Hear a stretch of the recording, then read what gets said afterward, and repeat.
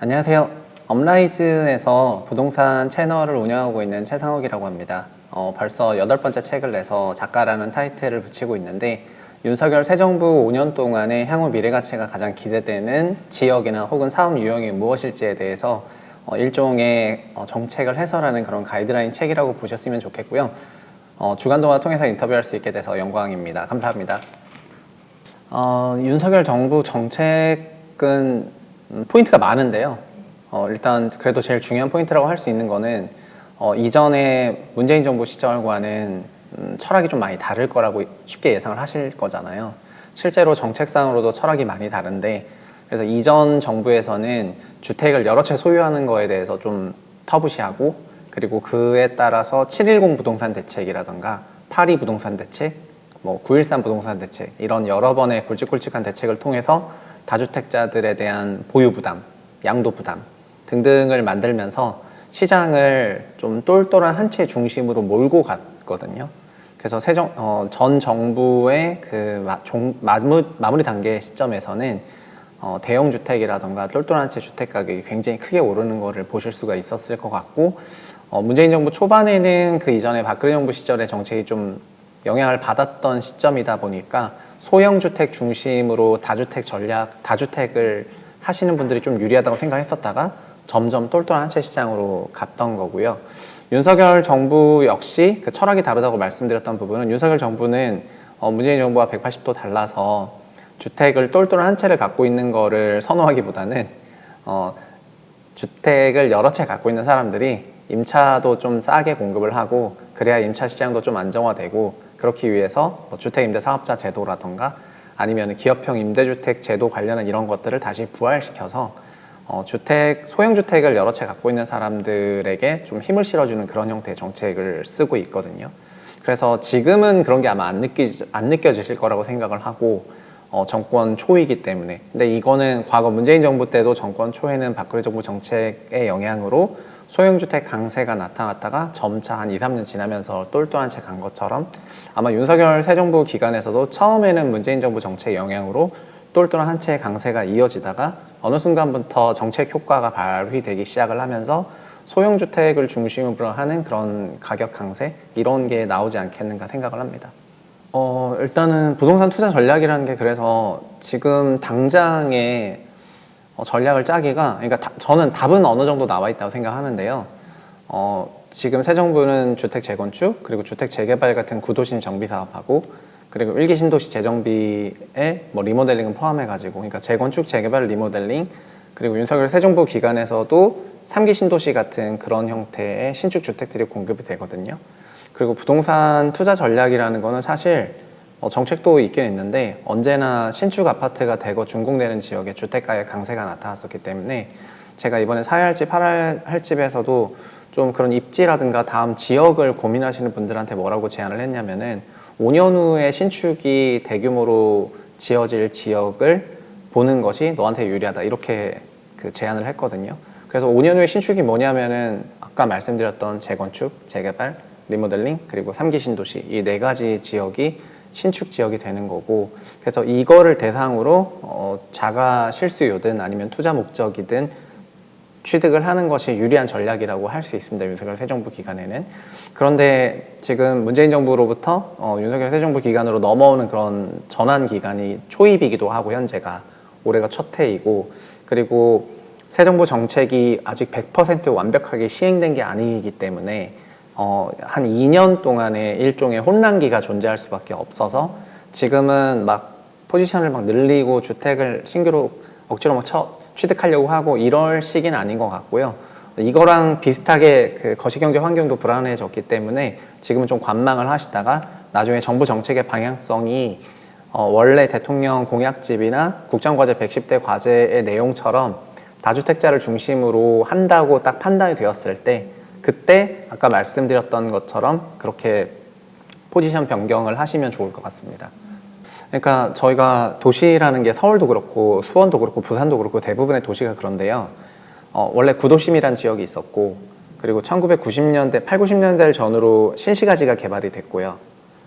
그리고 2000년대 들어서 뭐 2기 신도시 지역이 개발이 됐고, 그리고 2020년대 들어서 3기 신도시 지역이 개발이 될 거고, 이렇게 도시가 양쪽으로 팽창을 하잖아요.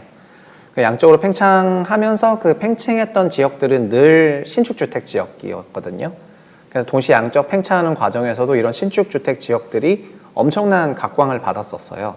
2000년대 초반에도 저희가 불렀던 버블7 지역들, 버블7 지역들을 생각을 해보면은 그때가 다 94년에서 97년 준공한 아파트들이 준공 5년차 미만의 신축 주거 지역이었던 지역이었고, 그리고 2010년대에 들어서 지금 저희의 서울로 치면은 강북 뉴타운들이 굉장히 흥했는데, 아현 뉴타운, 북아현 뉴타운부터 시작해서 뭐 신길 뉴타운이나 아니면은 뭐 전농 답심리 이런 데까지 보통 저희가 좋은 주거 지역이라고 생각하지 않았던 지역들이 신축 대단지로 바뀌면서 시장의 그 주목을 확 받았고요.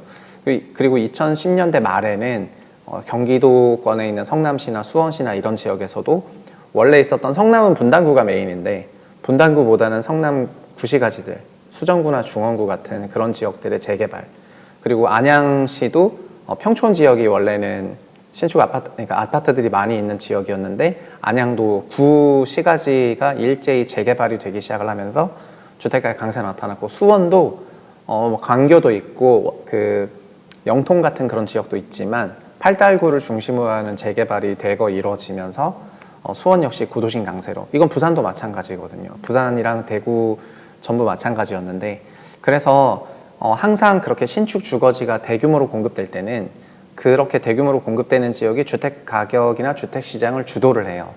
그렇기 때문에 5년 후에도, 이건 10년 후에도 그렇게 될 수밖에 없다고 말씀을 드리는 건데, 다만 한 가지 윤석열 새 정부에서 문재인 정부랑 제일 다른 건 뭐냐면은 문재인 정부에서는 이렇게 양적으로만 확대를 하고 싶어서, 그래서 재건축 재개발 같은 그런 재정비 사업을 좀 지양을 하고, 뭐 3기 신도시, 또 뭐 이제 3.5기 신도시는 아니지만 3기 신도시를 계속 늘리면서 양으로 늘어났고, 구도심 재정비를 막았거든요. 근데 윤석열 새 정부에서는 구도심 재정비를 위해서 아까 도시가 구도심 1기, 2기, 3기 이렇게 양으로 쭉 늘어나는 게 있으면은 반대로 구도심도 재정비를 할 수가 있지 않습니까? 재건축과 재개발을 통해서. 그래서 재건축과 재개발이 됐던 지역에 대해서는 아까 이미 2010년대에 가격 강세도 나타났고, 이거 말씀드렸는데 새 정부에서 가장 기대가 되는 그런 신축 대거 준공 지역은 1기 신도시 또는 비슷한 시기에 건설된 1990년대에 건설이 된 전국으로 치면은 이런 아파트가 360만 채 있는데, 이 360만 채가 준공 30년 차 비슷비슷하게 맞는 게 이 새 정부 기간에 맞게 돼 있고요. 그래서 1기 신도시는 뭐 재건축으로 갈 수도 있지만 나머지 주택 같은 경우에는 리모델링을 통해서 새로운 신축주택으로 전환할 가능성이 높다고 생각을 하고, 그리고 그런 주택의 수가 매우 많기 때문에 이런 리모델링 사업이 활성화되는 1기 신도시의 재정비 지역들, 그러니까 구도심의 재정비 지역에 대해서는 2010년대에 한번 일어났잖아요. 지금 그래서 1기 신도시 지역에 재정비가 아직 안 일어난 상태거든요. 한국 시장 전체를 통틀어 가지고. 그래서 1기 신도시 재정비가 좀 빨리 일어나고 많이 일어나고 하는 이런 지역들이 좀 시장의 주인공일 수밖에 없다, 이렇게 생각을 하고 있습니다. 부동산 정책이라는 거는 좀 어느 정도 방향성이 나와 있는데, 윤석열 새 정부 기간에 1기 신도시 특별법 혹은 노후 신도시 재정법에 관한 그런 종합적인 법을 만들어서 1기 신도시만 하면은 아까 360만 채라고 했는데 1기 신도시 30만 채밖에 안 되니까 나머지 한 330만 호가 섭섭하잖아요. 쟤는 이제 챙겨주고, 나는 같은 연도에 준공됐는데 나는 이름도 없고.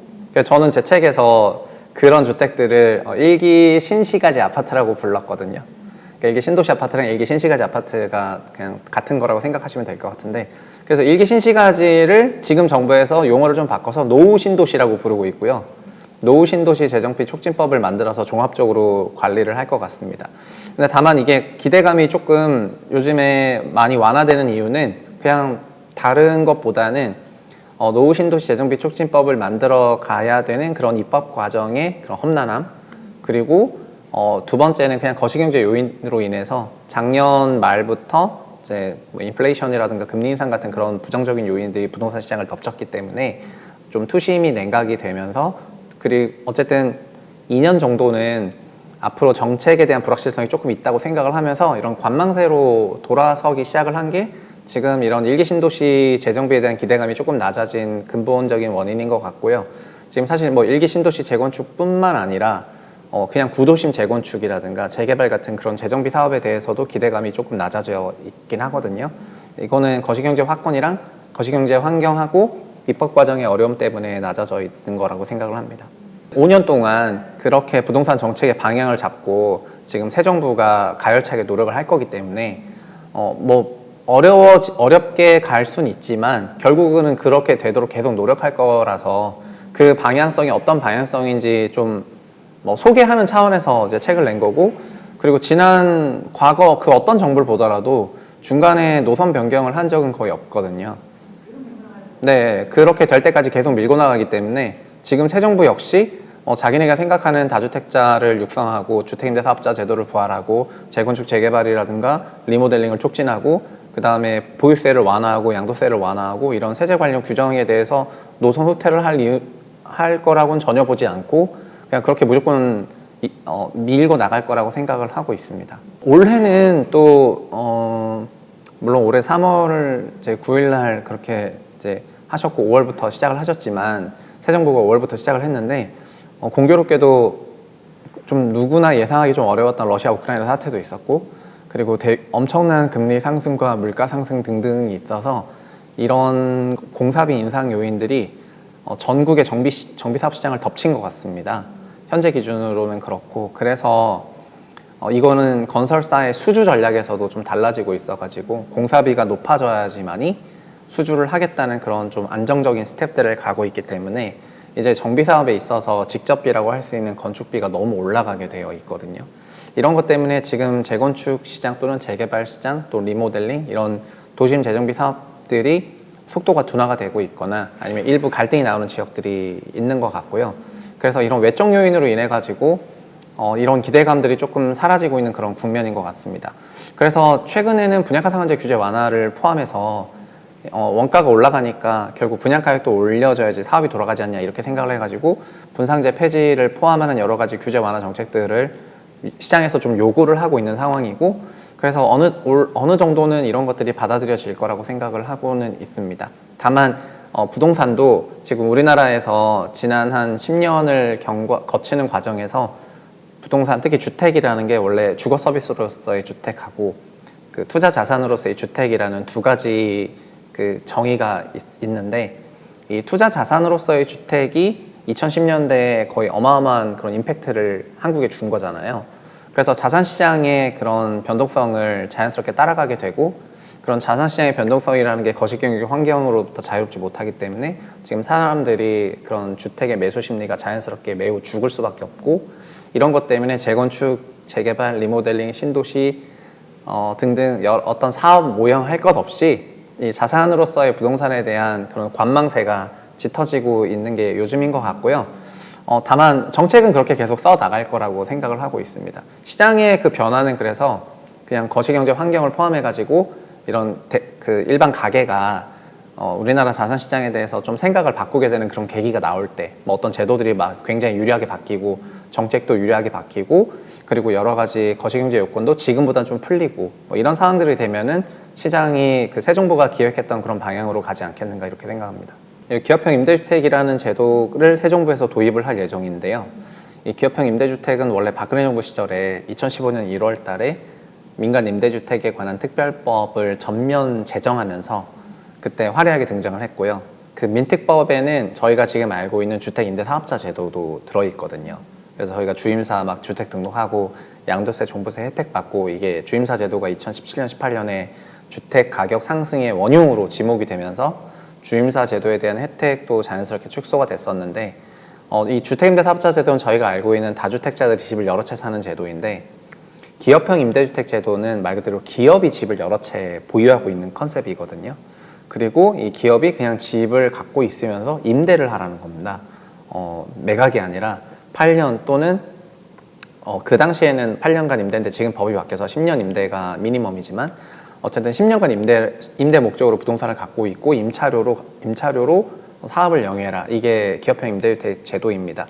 그래서 처음에 도입될 때는 개인도 다주택 포지션을 잡을 수가 있고 기업도 주택을 여러 채 소유할 수 있게 민특법이 2015년에 개정되다 보니까 기업에 대해서는 촉진을 하고 여러 가지 규제 완화를 포함해서 또 혜택도 많이 줬습니다. 그 당시에 줬었던 혜택들은 막 주택을 싸게 살 수 있게 하고, 그 다음에 주택 기금 금리를 굉장히 초저리로 1% 미만 금리로 막 지원을 하고, 이렇게 기업들도 양성을 했는데 그때는 이 뉴스테이 제도가 정비 사업이랑 연계를 해버려 가지고, 뭐냐면은 재개발 사업에서 나오는 일반 분양을 뉴스테이로 기업이 그 일반 분양을 전부 사는 형태로, 그러니까 조합 입장에서는 조합원 분양 받고 일반 분양은 제3자한테 팔아야 되는데, 그걸 뉴스테이한테 다 팔라고 하니까 처음에는 처음에는 주택 시장이 안 좋으니까 그게 좋게 들렸는데요. 분양에 대한 리스크가 좀 있다 보니까 그래 그냥 뉴스테이한테 다 파는 게 좋지 이렇게 생각을 했었는데, 15년, 16년부터는 주택 시장이 강세로 가니까 일반 분양하는 게 좋을 거잖아요. 일반 분양하는 게 좋고, 그리고 뭐 이런 조합 사업에다가, 조합이랑 어떤 주체가 있는 그런 사업에다가 뉴스테이라는 또 새로운 주체를 붙여 놓으니까 이게 잘 진행이 안 되고, 그냥 저희가 알고 있는 주택임대사업자 제도만 알아서 잘 굴러가게 되었었던 겁니다. 그래서 사실상 2020년 정도가 되니까 이 기업형 임대주택 제도는 뭐 거의 폐기가 되었는데, 새 정부에서는 이걸 다시 끄집어냈고, 그래서 이거를 어디에다가 공급할 생각이냐면은 3기 신도시 같은, 그러니까 조합이 있는 사업에다가 붙여오니까 서로 그 대립이 하니까 안 되겠다. 그래서 3기 신도시에 원래 민간 분양해야 되는 그 민간 택지들을 민간 기업형 임대주택 사업자들한테 전용으로 그냥 걔네들한테 땅을 팔겠다고 선언을 했거든요. 그래서 기업형 임대주택을 하고 싶은 그런 기업들 입장에서는 이제 그런 땅을 분양을 받아서, 그래서 거기서 임대주택 사업을 하고 뭐 10년 후에는 엑시트할 수가 있겠죠. 그렇게 기업들이 3기 신도시에 이 뉴스테이를 다시 한번 할 수 있도록 기회를 주려는 게 지금 새 정부 계획이고요. 그럼 대체 뭐 도대체 이런 걸 왜 하냐 이렇게 생각해 볼 수가 있는데, 우리나라 임대차가 원래 임대차 보호법이 그 개정되기 전에는 2년 임대차였잖아요. 2년 임대차여서, 그래서 2015년에 그 민특법 개정한 그 핵심 골자도 뭐였냐면은 한국 임대차 시장이 2년이라서 너무 짧다. 그래서 주거 불안이 너무 높다. 그러니까 좀 장기 임대가 필요하고, 장기 임대를 해주면서 사람들이 장기 임대를 하게 되면은 그 임차료에 대한 그런 부담도 좀 생길 수밖에 없는데, 그 당시에는 매매 가격이 좀 계속 낮아질 거라고 생각을 하던 때이기도 해가지고 막 역전세가 난다, 막 전세가가 매매가를 넘어간다 이런 얘기가 많다 보니까 전세를 좀 보호해야 되겠다는 생각에 막 이런 그 여러 가지 대책들을 많이 넣었었는데요. 근데 지금 그러니까 그 2년 임대차로 인한 그런 임차 시장의 불안을 어떻게 풀고 싶었냐면은 4년 또는 8년의 장기 임대차로 풀고 싶었고, 그 다음에 개인들끼리만 임대차를 하다 보니까 그 임차가 같은 금액이지만 퀄리티가 다를 때가 있거든요. 소위 착한 임대인과 매우 타이트한 임대인이 있어가지고 복불복이라는 거고, 임대인 입장에서도 어떤 임차인은 굉장히 착한데 어떤 임차인은 막 건물을 험하게 쓰고 막 이러니까 그 우리나라 임대차 시장이 어느 정도 개인들에 의해서 2명의 임차인에 의해서 너무 막 좌우되는 경향이 있으니까 좀 표준화하고 싶을 거 아니에요. 그래서 이런 거를 임차 시장 선진화를 하기 위해 가지고 그렇게 도입을 했고, 지금 새 정부 시대에 그 뉴스테이가 조금 다른 거는 이런 건데요.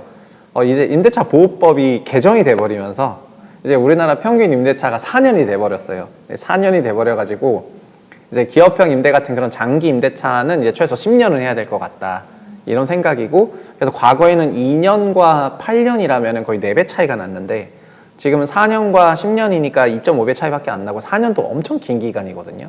사실 꽤 긴 기간에 해당이 돼요. 그러니까 기업형 임대 기간은 더 장기로, 10년이 아니라 뭐 더 장기로 논의할 수밖에 없다는 이런 생각도 조금 들고, 장기간의 그런 임차를 위해서는 임차료가 좀 올라가야 될 수밖에 없는 이런 이슈들도 있어가지고 이 기업형 임대주택을 도입을 하려고 하는 그런 취지와 목적은 알겠는데, 결국 임차 시장의 장기화와 선진화인데 그거를 어떻게 풀어나갈지 앞으로 그냥 귀추가 주목된다, 이 정도로 얘기해야 될 것 같습니다. 왜냐하면 뉴스테이 관련 정책은 공약집과 그러니까 대통령 공약집과 110대 과제에는 포함이 되어 있는데, 이걸 어떻게 풀지 상세 정책은 아직 안 나온 상태이고, 구축을 신축으로 바꾸는 사업 방식에서는 재건축이 제일 좋은 건 맞는데요. 근데 재건축은 앞으로 점점 어려워질 거라고 생각을 하고요. 그리고 1기 신도시 같은 경우에도 재건축을 할 수 있는데 현재의 재건축 제도는 일기 신도시 아파트를 재건축을 할 수가 없어요. 물론 바꿔주겠죠. 현재는 안전진단이라는 제도로 인해서 안전진단은 그러니까 완전 노후화된 아파트가 아니면 재건축하지 마라 이거이거든요. 그리고 좀 새 아파트라면 넌 리모델링을 해라. 그래서 안전진단 등급이 B등급 이상 나면 리모델링을 가고 안전진단 등급이 D등급 이하가 나오면 재건축을 간단 말이에요. 근데 현재 90년대 건설된 전국 360만 채 아파트 안전진단 해보면 전부 B등급 이상이 나와요. 그러니까 90년대 아파트 30년 됐다고 해서 재건축을 할 수가 없는 거죠. 재건축 정비구역을 지정을 해봐야 어차피 얘는 B등급 이상이에요. 그러니까 여기서는 두 가지인데 그러면 얘가 B등급이 D등급으로 떨어질 때까지 여기서 한 20년 더 사는 거하고 그 다음에 등급제를 없애는 그런 거죠. 뭐 B 나와도 새로 짓겠다는데 그냥 새로 지어라 이렇게 해가지고 안전진단 등급제를 없애는 방식으로 전환이 가능하겠죠. 근데 그런 거랑 무관하게 그 얘기는 뭐냐면 현재 일기 신도시나 90년대 건설 아파트는 구조적인 부분에서는 굉장히 탄탄해서 리모델링 사업에 좀 더 용이하다는 겁니다. 이미 구조적인 부분에서 B등급 이하기 때문에. 그리고 재건축 같은 경우에는 구청에서 그러니까 탑다운 방식으로 이제 노후 신도시는 더 지구 단위 계획을 세워가지고 크게 할 것 같은데 탑다운 방식으로 지구지역 지정하고 그래야지 제가 재건축을 할 수가 있거든요. 저희 구역이 정비구역이 지정돼야지 할 수가 있는데 일기 신도시 중에서 정비구역으로 지정된 데가 없지 않습니까? 그러니까 이걸 오래 기다릴 수밖에 없는데 리모델링은 뭐냐면은 그냥 소유주들이 우리 아파트 구조전 괜찮은데 주차가 0.5대밖에 안 되니까 리모델링 사업을 해가지고 여기 전체적으로 24평인데 리모델링 하면 한 36평 되는 것 같다. 그러니까는 우리 그냥 리모델링 합시다. 이러면 동의 얻으면 리모델링 하면은 구청에서 정비구역 지정할 필요도 없이 리모델링 사업이 바텀업으로 이루어져요. 그래서 지금 리모델링에 대한 완전 정확한 통계가 정부도 못 갖고 있는 거죠. 바텀업 방식으로 진행되는 거니까. 근데 실제로 리모델링이 윤석열 새 정부 기간에는 저는 가장 각광받는 사업 방식이 될 거라고 생각을 하고요.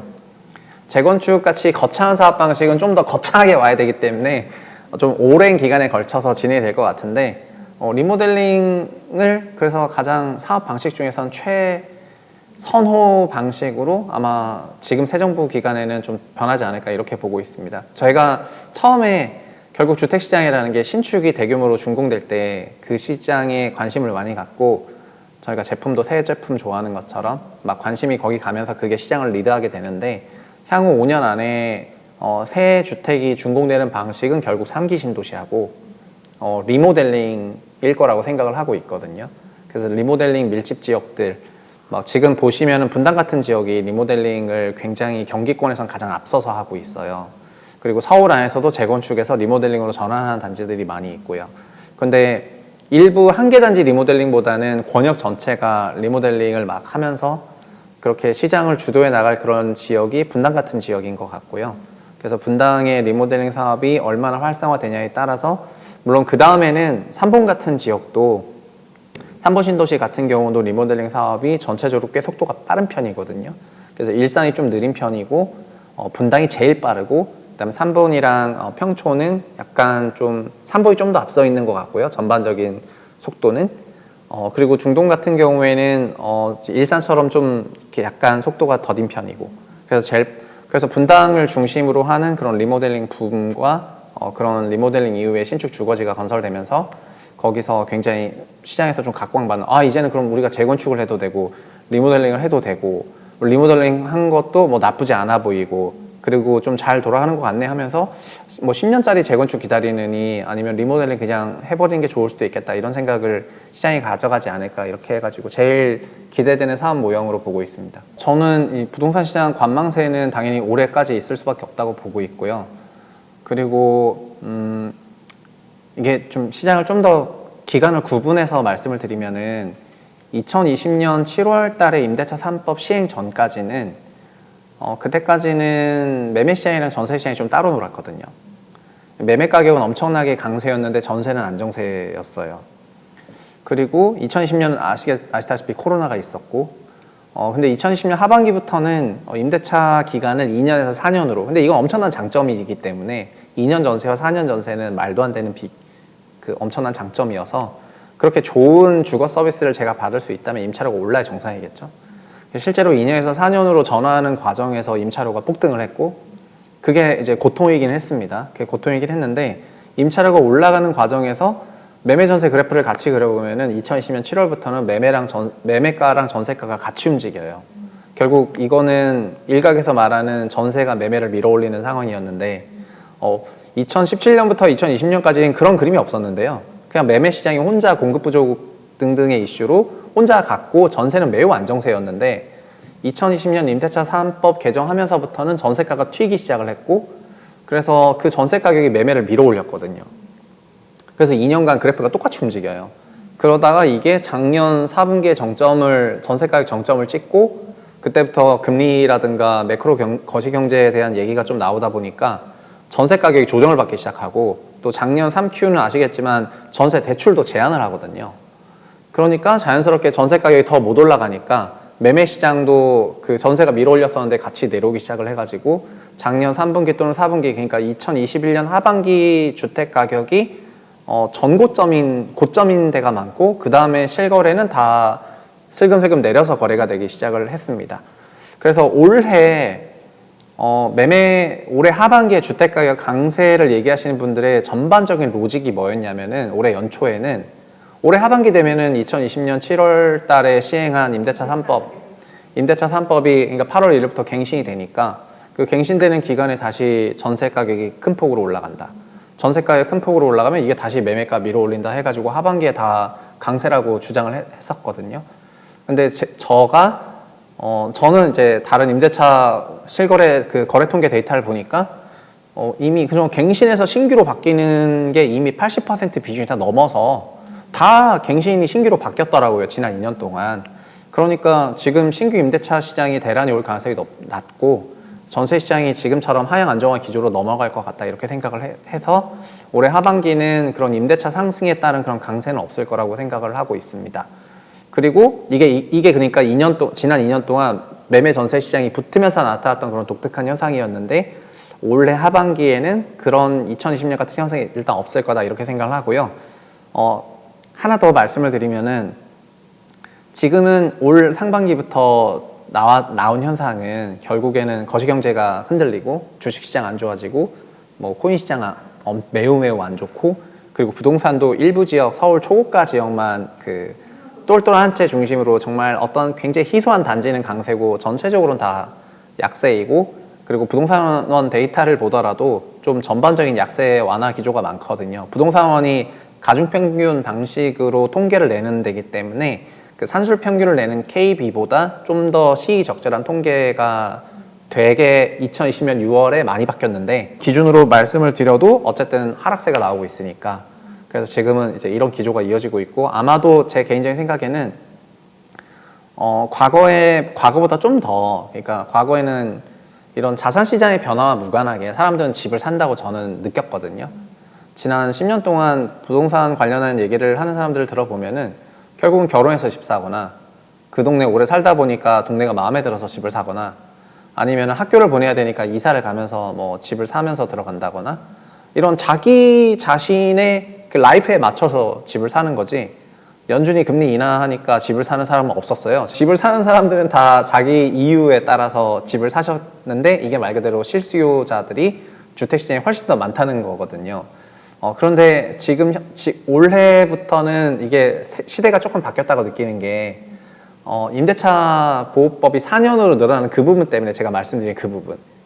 그러니까 이제 2년과 4년이라는 상당히 다른 임대차 기간이 주는 그런 점 때문에 주택시장을 실수요자들조차도 그냥 주거비가 4년 전세가 더 싸잖아요. 매매보다 훨씬 싸니까 일단 4년 괜찮다. 물론 4년에 올라갈 리스크가 있지만 그럼에도 불구하고 4년의 기간이 꽤 싸다고 느껴지고 그 안에서 자산시장 부침이 있다면은 지금 사는 것보다 나중에 사는 게 낫다는 그런 생각들이 점점 퍼지면서 전방위적인 그런 관망세가 나오고 있는 것 같습니다. 그래서 예전에는 실수요자들이 그래도 꾸준하게 사주는 그런 바닥을 받쳐주는 그런 수요가 있었던 것 같은데 지금은 그런 실수요자들도 바닥을 받추기보다는 관망을 해버리니까 이제 거래가 매우 침체가 되고 그런 부분 때문에 그 부동산 시장이 원래 부동산 시장답지 않은 부동산이 굉장히 비탄력적으로 천천히 서서히 움직여야 되는데 부동산이 굉장히 주식처럼 막 여기 빵 찍혔다가 그 다음에 여기 찍혔다가 막 실거래가 막 여기 찍혔다가 막 이렇게 가고 있어가지고 위아래 변동폭이 어마어마하게 늘어나는구나 이렇게 느끼고 있어서 좀 이런 관망세가 좀 이어지지 않을까 싶습니다. 그리고 2020년 7월부터 임대차 4법이 결국 올해 2년 차고 올해부터 그 후가 다시 2년 한 4년 걸리는 거잖아요. 근데 작년이 전세 가격이 전방위적으로 임차료가 정점이고 그래서 반대로 뭐가 우려스러운 환경이냐면은 2021년에 전세 계약을 체결하신 분들이 2023년에 갱신 계약을 하게 되거나 신규 전세 계약을 하게 되는데 그때 만약에 전세 가격이 지금보다 낮다면 그러니까 23년 작년 말 가격 대비해서 지금 전세가가 내려온 상황이죠. 근데 이렇게 내려온 계약을 내년에 체결해야 되잖아요. 그래서 전세 가격이 내려오게 된다면 이게 역전세 사이클이 날 것 같거든요. 그래서 내년 하반기까지는 굉장한 관망세와 약세가 조금 이어질 수밖에 없지 않나 이렇게 생각을 합니다.